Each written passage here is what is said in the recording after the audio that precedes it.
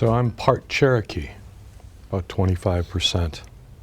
Didn't really know too much about my ancestry, didn't really connect with it too much until maybe 10 years ago when I moved to Sedona. And I met a man who was a Cherokee elder, and we spent a lot of time together, and he grew up on the reservation in Oklahoma.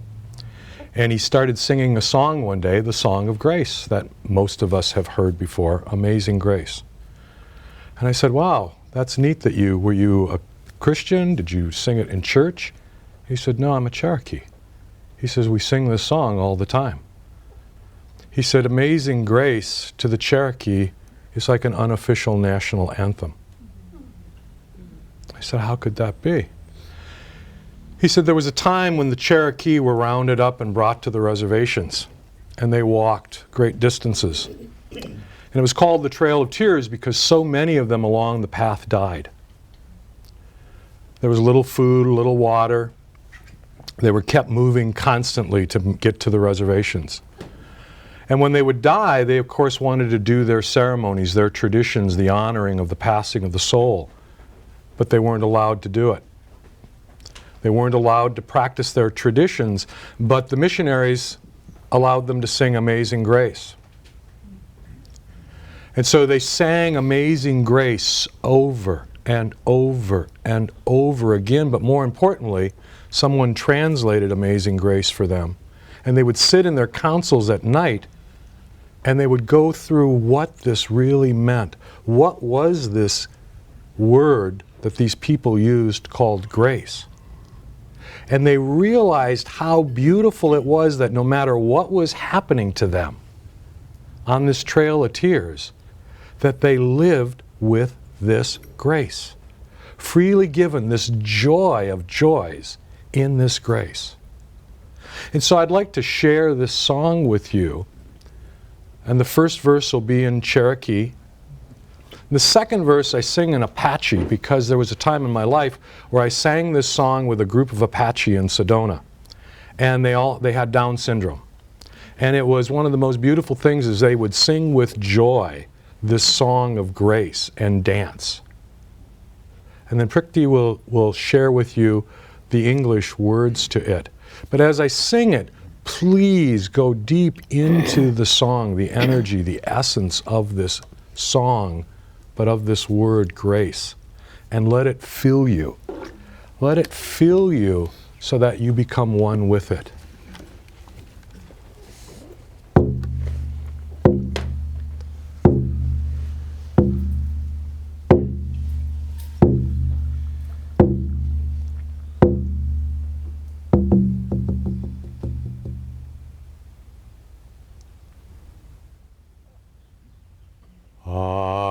Say no e huini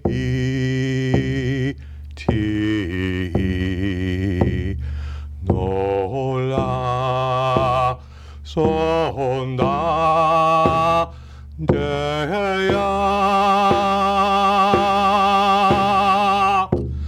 no se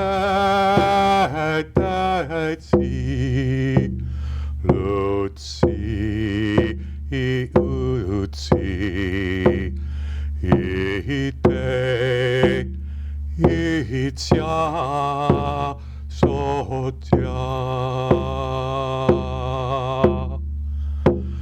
Be it go, choba, hide, sina, Dishe, dia, goza,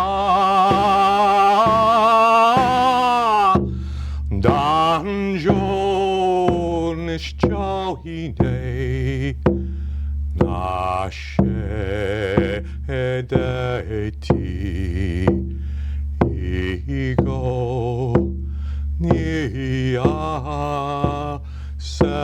sleep.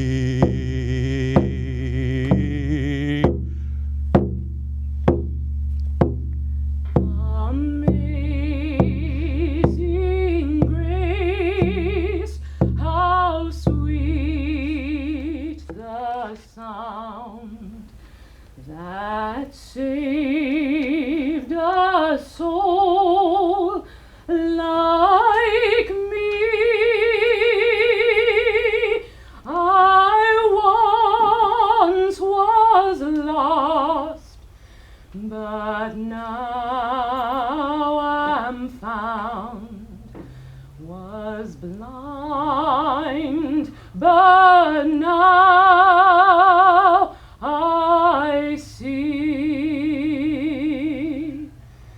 'Twas grace that taught my soul to fear, and grace my fears relieved. How precious did that grace appear, the hour I first believed.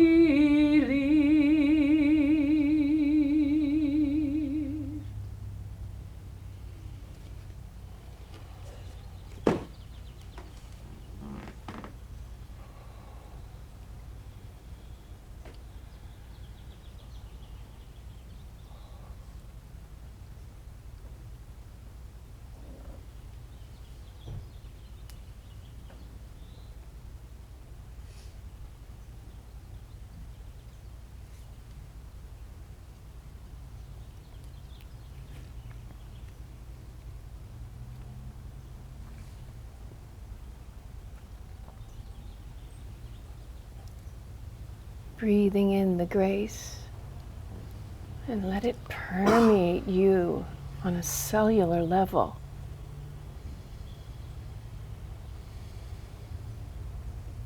It's much more difficult to hold it out than it is to let it in. Feel as if your crown chakra is opened. And like the sunlight, it is just pouring in and filling you to capacity.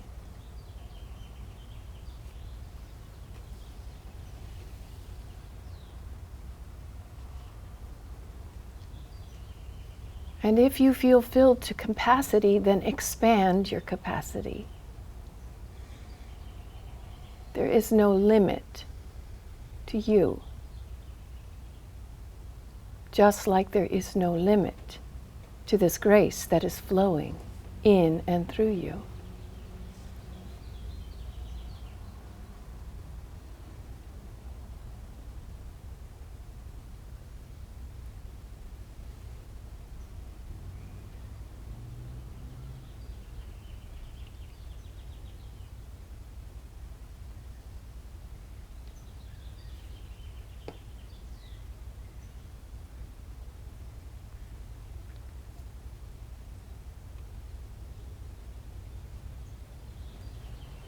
And then slowly bring yourself back into the room.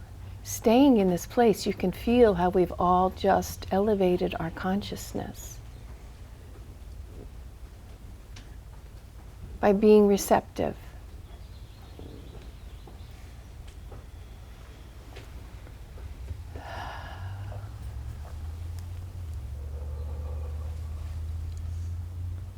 So grace is not something we have to earn. Grace, what is it? What is grace? Instead of a great name for certain people. Grace is very similar to life force. Very similar to life force. It is a creative energy. Let's just call it an energy. And it's an energy that is so divine in its being, it takes care of our every need that we have. And the thing is that some of the songs, and I was listening so deeply to the words, and it was like it's as if we were a sinner, so we weren't allowed to have the grace. But the truth is, now what we're understanding, the new reality is, we are children of the divine. Grace is as natural as the mother's breast milk. That was a good one.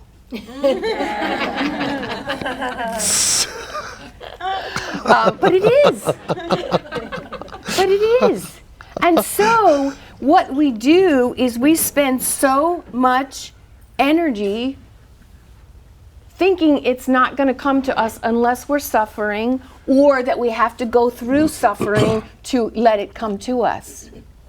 When all we have to do symbolically is open our mouth and let it come.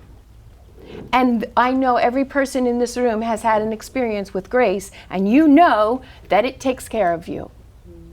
Whether it be the understanding of a new way of being, a parking place, a job, a partner, it takes care of us. It's like the mother's love. But we keep, and I speak for myself, shutting it off and saying, I got to do this by myself. I got to do this by myself. I can't do anything by myself. Because if, like the song says, if it weren't for grace, seriously, how many people are walking around thinking that this is all there is and that this is what we have to do this ourselves? No wonder we think this is hell. Or wonder we're scared to death of what life is. When in the opposite is true, that grace is always flowing, just like the sunlight. And the sunlight does not discern, well, I'm going to shine on you, and I'm not going to shine on you, and I'm going to shine on you. And no, the sun just shines. Grace just flows. And how do we receive grace? How do we let that grace happen in our lives? By our awareness and our receptivity of it. So you will get as much grace coming through you, not because you're better, or you're good, or you're bad, or you're better, or you messed up, or whatever.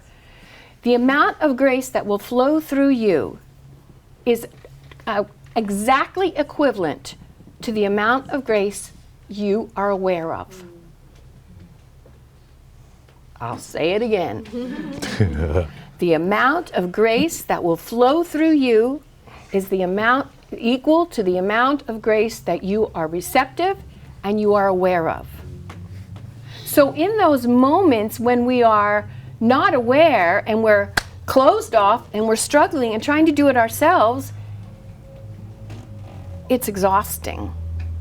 It's exhausting. But in the moments that we take a breath and we realize, wait a second, I'm not doing this. There is an energy and a force that is flowing through me, a divine energy that is the doer. And let the doer take care of it. Let the doer find a new home or find peace, create peace on earth.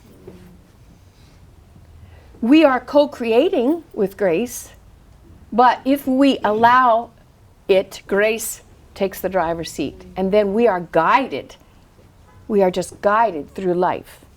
And sometimes we take a turn that says, oh, we need to go down this road because I need to learn a lesson. But I'm not going to repeat that lesson, so I'm going to come back here. So grace is guiding us. It's like those of us that are mothers know what mother's love is like. And we know how you can't control your child, but boy, you wish your child would be open to some whisperings of wisdom, but they get their own. Anyway, where does grace happen? How does it happen? It only happens in the now. So if you are in your past, fuming about what should have been, or living about what was and isn't anymore, you can't, there's no grace flowing. It's like your valves are closed, and the grace is trying to come in, the sunlight's trying to come in, but you're like, oh, man, if only this had happened, blah, blah, blah. The same thing in the future. If you are worried about the future or you are concerning yourself about tomorrow, it's that same valve shut off. There's no grace. It's not able to flow in. So Eckhart Tolle, to me, what is one of the greatest masters of our time. I don't know if he's a master. I don't care. The thing is, he made us realize it's in this moment, in this now, is where the grace flows. and how that goodness comes through and that support comes through. It's in this moment. And if you're in the past or in the future, you've stopped it. So the first thing, and I love this, they said to Buddha, "Are you a man or God?" And Buddha said, "I'm awake." Because Buddha understood that if I'm in my past or I'm in my future, he was aware of it. Oh, I got to get back to this moment, because this is where the grace flows. This is where communion is. Now, visualize that there's a tree, you have a tree or all these beautiful trees, and then the sap and the life force is flowing through the tree. Unless a branch breaks off or the life force hasn't been able to get to a branch, then the branch withers and dies and it breaks off. Well, what we do when we try to do this alone without grace, when we try to be the doer, we're not accessing this life force, this grace that's coming through. And what do? We wither up. We literally shrink in powerlessness because we are cut off, like the branch. We get cut off from the life force. We get cut off from the grace. And there's nothing sustaining us except our ego, and that doesn't do too much, except get us into more trouble. So every time we feel like we're alone, take a look at a tree and look at how it's being supported by that life force that's flowing through. And you and I are just like those little vines and branches off that tree, and we're being supported constantly unless we decide not. Unless we give our power to something else. So what do we give our power to? Fear. So we think grace isn't going to protect us because somebody's going to drop a bomb on us. See, that's silly to think that grace will protect you. Well, that's what that is that's cutting the branch off of the tree, and you are totally separating yourself from grace. So if you really think that you're going to be destroyed via something like that, or your fears are that cultivated, then guess what's going to happen? You're such a powerful creator, you will create exactly what you fear. We all know this. This is New Age 101. It's exactly, you create what you fear. You create. So why not create with grace? It's an inherent part of us. Why not create with that instead of giving our power away to these other venues, if you will? And each one of you just take a moment to think about how you give your power away to something and block the grace from flowing in your life. I mean, we could make a list. We could write on every corner of this wall, every piece of this wall. Be like Buddha. Be aware of when this happens. And as soon as it happens, say, okay, it happened. I'm going to get back into grace. I'm going to get back into my natural way of being. And all you have to do is take a breath and say, amazing grace, or God is, or whatever it is that takes you to plug in. And by the way, you should know, you should have a little tool that snaps you back into plugging in. And if you don't, get one. Seriously, get one. Get a tool, because we all get, I get pulled away. Majorly get pulled away. Out of the moment, out of the grace, and thinking, I got to roll up my sleeves and do this myself, and oh my gosh, there's so much to do, and blah, blah, blah. And then all I do is take a breath and say, wait, I'm not doing it. Grace is flowing in and through me, using me, supporting me in my every need, and sure enough, stuff happens.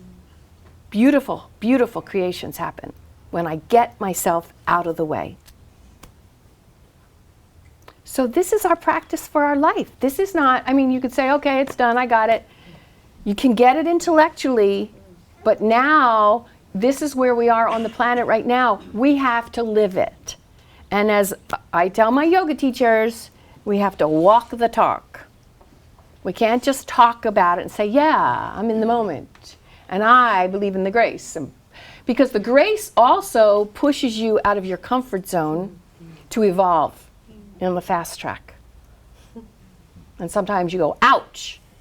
But better to get out of your comfort zone and get into your true power than to stay in your comfort zone and wilt like the end of the tree that's cut off from the grace. So, sometimes I feel like a cheerleader. Come on, we can do this. Even in my class, it's like, come on, we can do this. But I'm talking to myself. Because we're all the same. We're all the same. We're all going through it. And we all get like, it's a lot. And then all we have to do is stop and say, wait a minute. We are so supported and loved by this grace, this consciousness. What is grace? It's a creative consciousness of God. We're so supported. And what is the bottom foundation of it? Love. Love. So my best tool that I have when I do get either tired or kind of overwhelmed or whatever my story is that I know that it's just an illusion. And I say, okay, I'm feeling this, but it's an illusion. It's not my true nature. And so I turn around, and I know this is another Philosophy 101. I find something to be grateful for in the moment. Just something. Because gratitude is a magnet for grace. When you are in this place of gratitude, it's as if your whole being goes like this and the grace goes, and there you go. I mean, and again, don't believe it because I say it, try it, and you'll see it. It works. That's what the yogis say. Don't ever believe anything because you're told. Make it your own truth, play with it, play with the energies, play with it, and see what happens. It makes the ride much more interesting, and you're empowered. So. Yes, honey, it's about love. Yes. I'm going to prove it wrong. Usually whenever she starts talking about love or I say love or something like that, I get all gooey and then I just like that. But I can actually continue. Good. Because, talking about this, when you think about what's actually happening here, it's one of those things where you get so excited, you just want to, it's like you want to take off. It's like holding onto the seat. I want to go over there and bang that gong. I want to bang the drum. Because literally, by virtue of our existence, by virtue of our being born, sisters and brothers, we receive this grace. What does that mean? We are entitled to everything God has created. Think about that.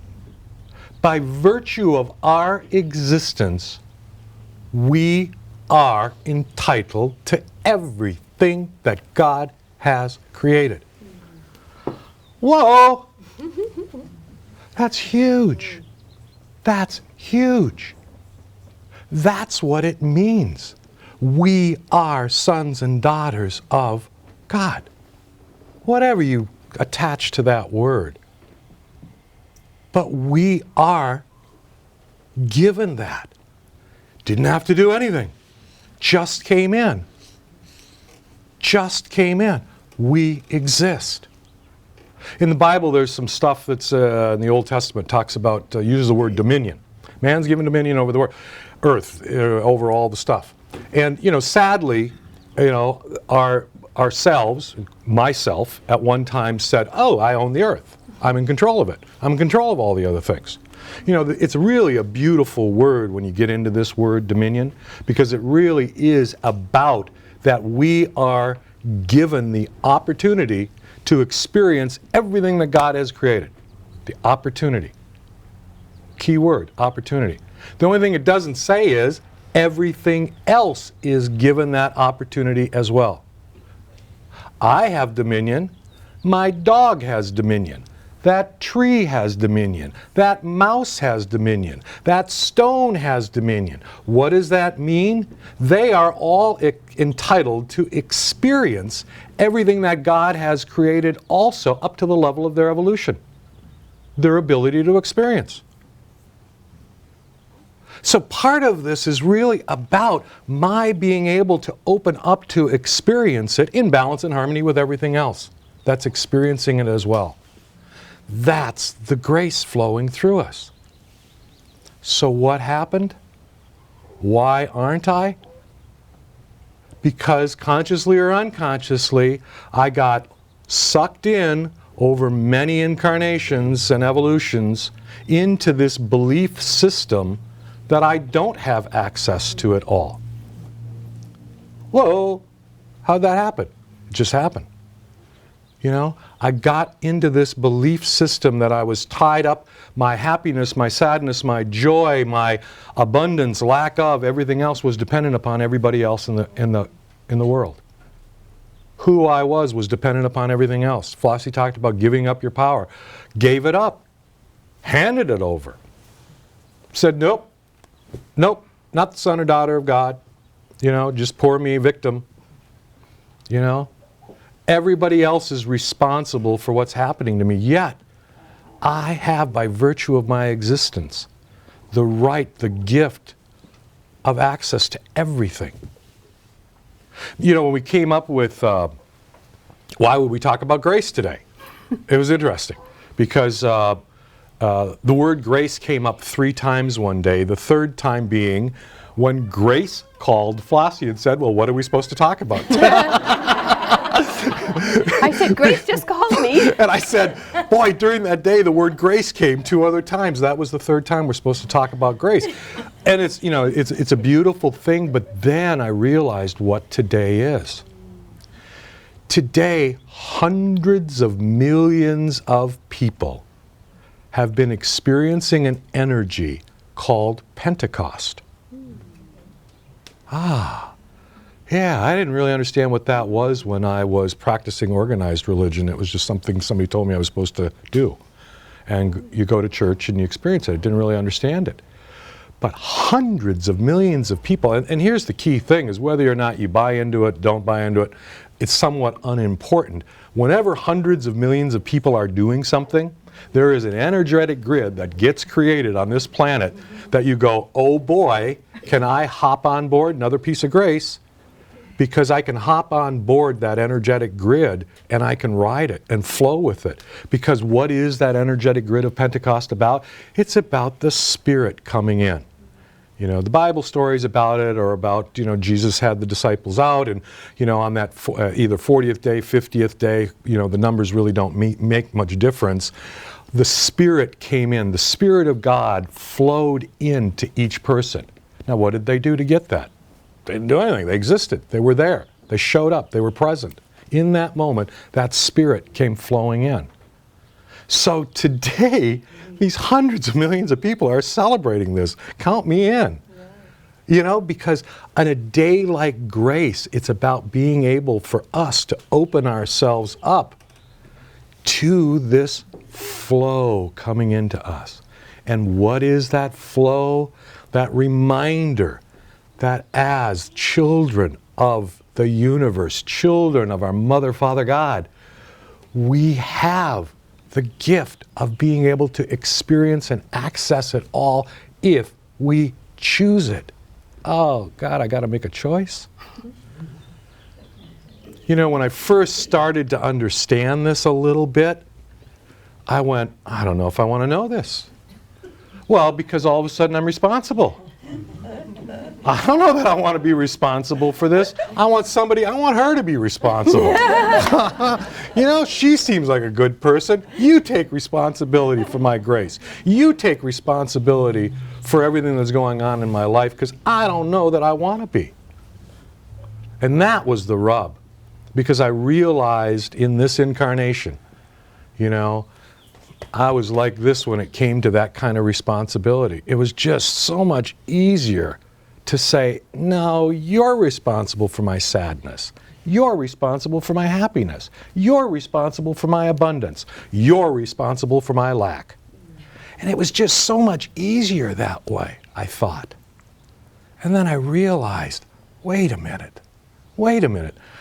I can connect with that grace 24/7, 365, And what is that? Is grace a new BMW? Is it a nice home? Is it all that stuff? For some, you can look at it that way, but what about peace? What about contentment? What about that sense of being in balance and harmony with everything that exists, most importantly, yourself?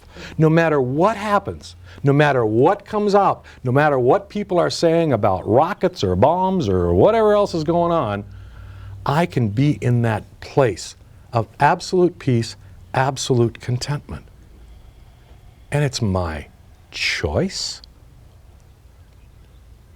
Oh, God. That's grace. That's that beautiful grace. And today is that wonderful opportunity for ourselves to recommit ourselves to what that is.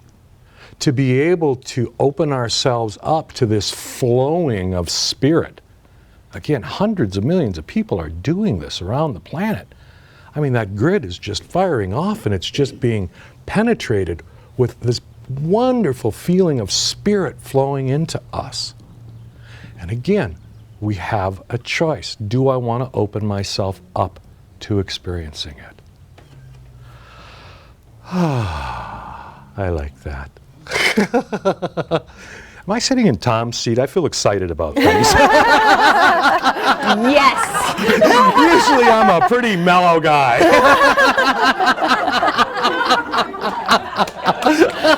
Yeah. You didn't realize we were twins, did you?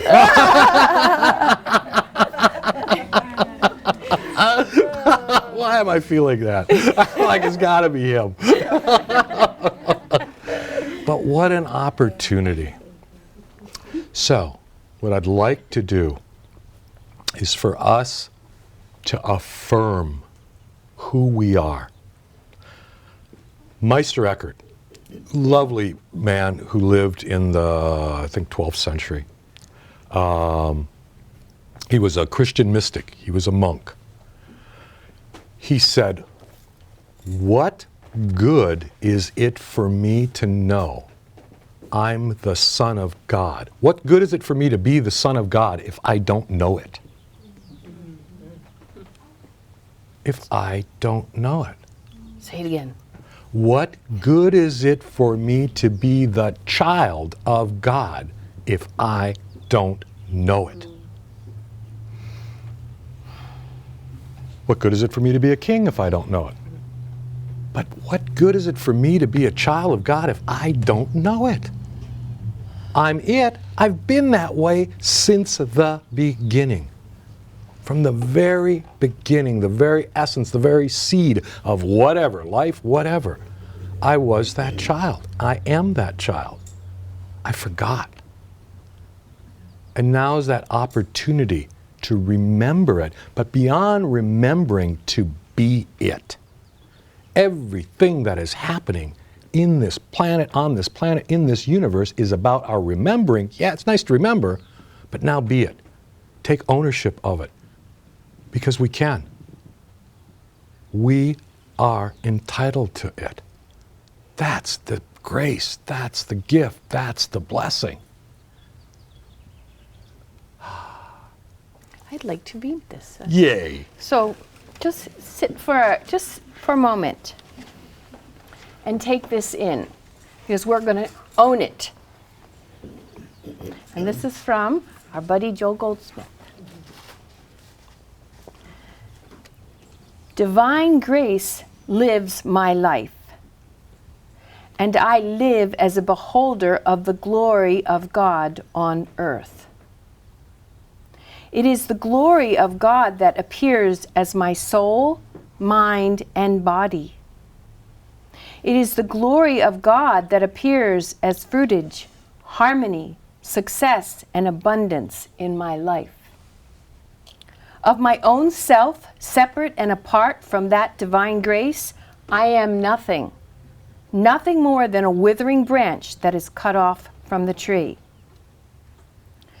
But having been consciously reconciled to God and to man, I am now full and complete, living by the grace of God, with access to all that God is and all that God has.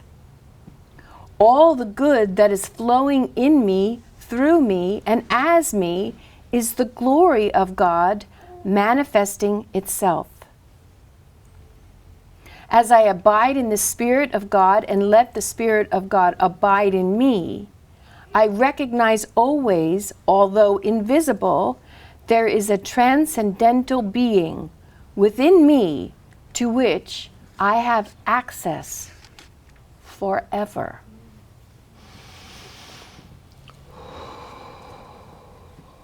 So be it. So be it. And so it is. So it is.